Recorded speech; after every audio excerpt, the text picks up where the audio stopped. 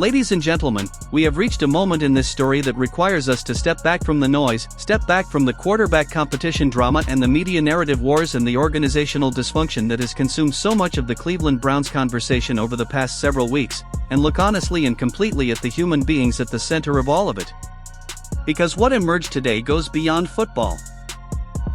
It goes beyond roster decisions and rep distributions and reporter versus player confrontations and ownership dynamics and all of the organizational complexity that we have been documenting and analyzing throughout this entire offseason.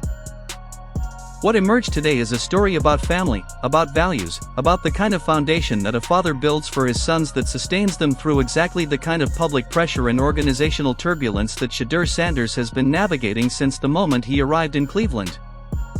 Coach Prime finally weighed in.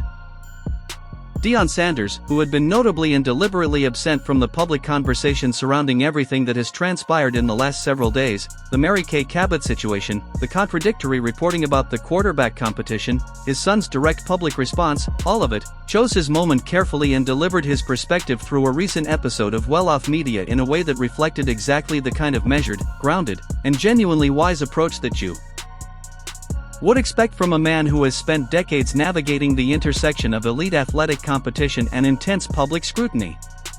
Coach Prime said, essentially, that if he messes around and trips, he might find time to fall. Let that statement breathe for a moment, because it is layered in ways that reward careful examination. On the surface it sounds casual, almost dismissive of the entire situation.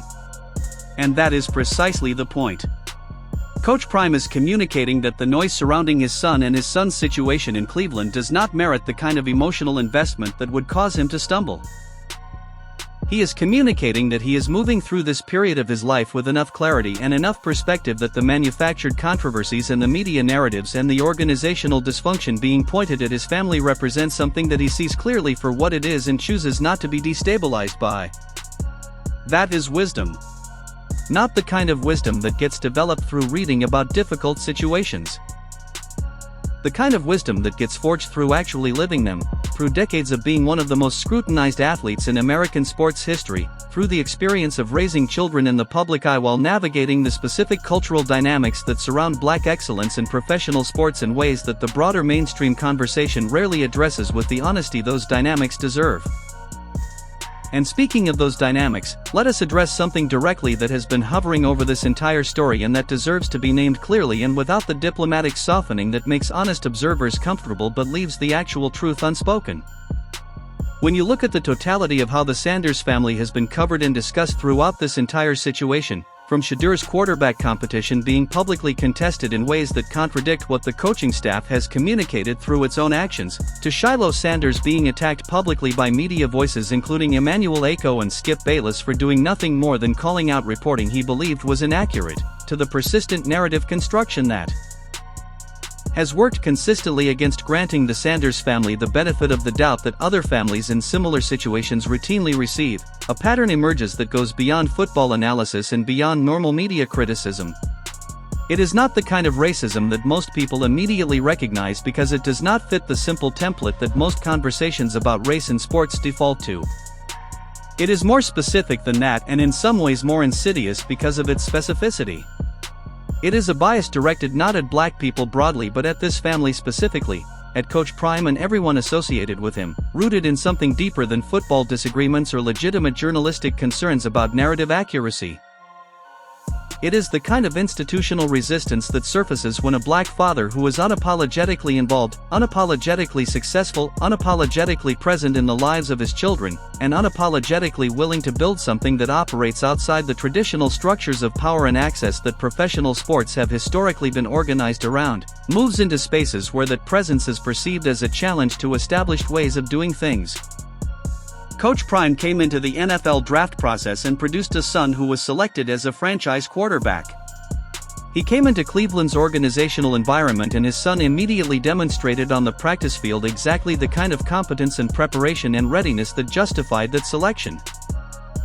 He built an entire generation of young men at Colorado who graduated with degrees alongside their football development, because his vision of what coaching means extends far beyond winning games and extends into the formation of complete human beings who are equipped to thrive in life after football regardless of how their athletic careers unfold.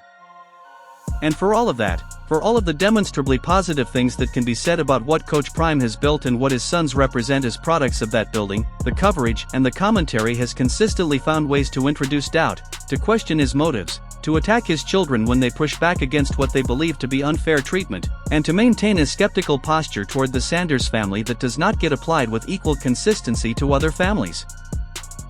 Navigating similar situations in professional sports. Shedeur Sanders spoke out in defense of his brother. He called out the reporting that he believed was misrepresenting the situation. And the response from figures including Emmanuel Acho and Skip Bayless was to attack Shedeur rather than to engage honestly with the substance of what he was saying.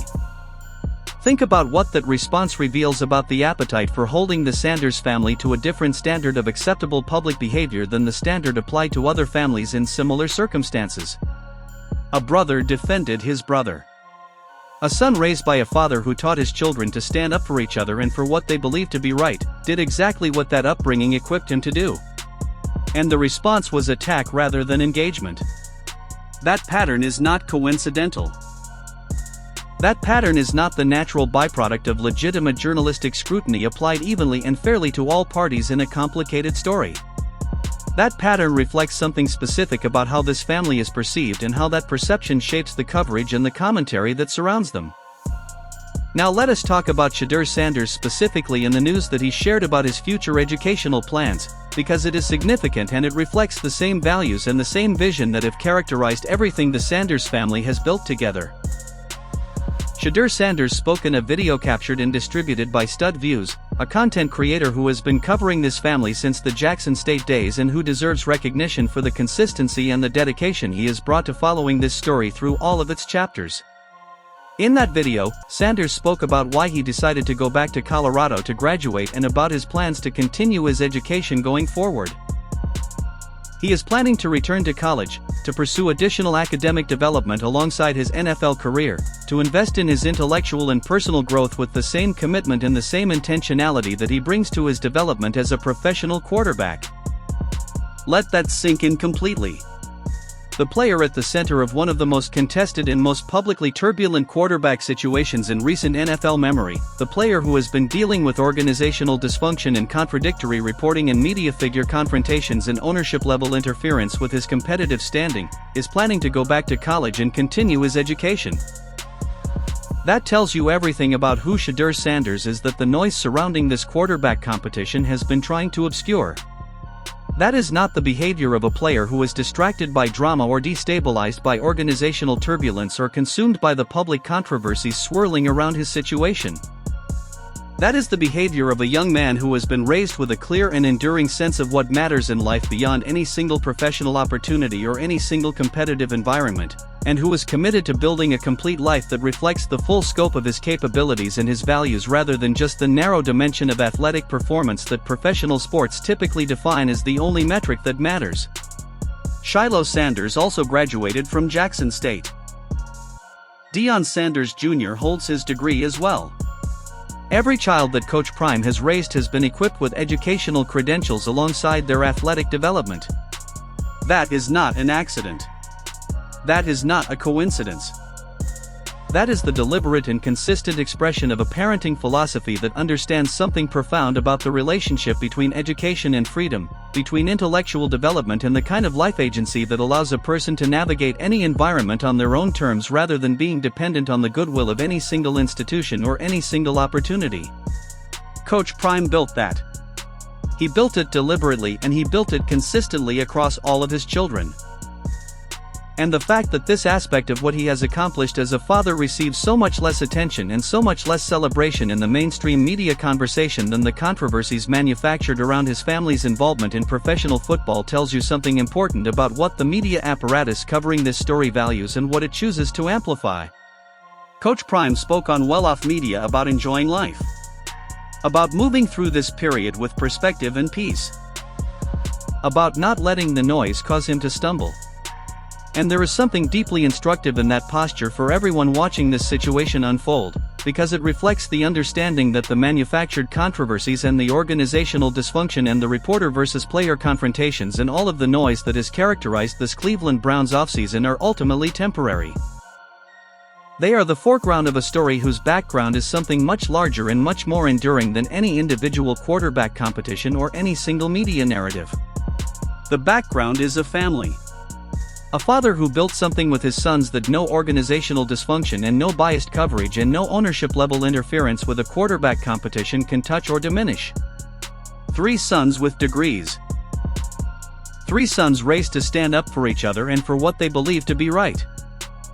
3 sons equipped to thrive not just in football but in life, not just during the good moments but through the difficult ones, not just when the organizational environment supports them but when it does not, because the foundation their father built for them is strong enough to sustain them regardless of what the external environment produces.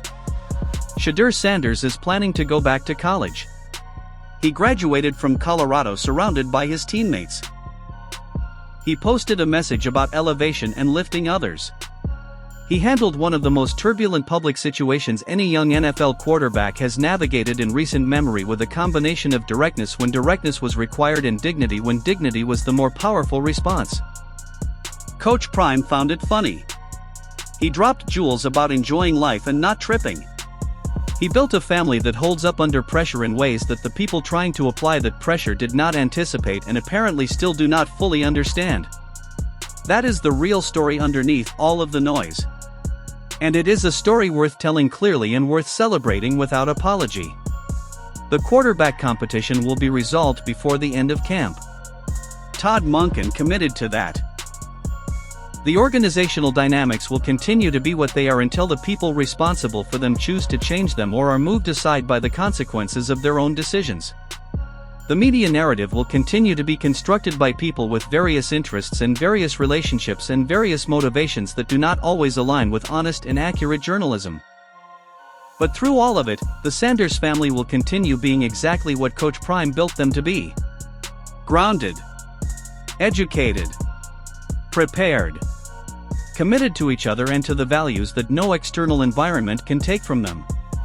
That is worth more than any quarterback competition outcome.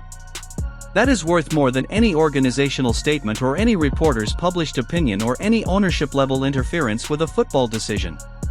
Coach Prime built something real. His sons are the proof of it.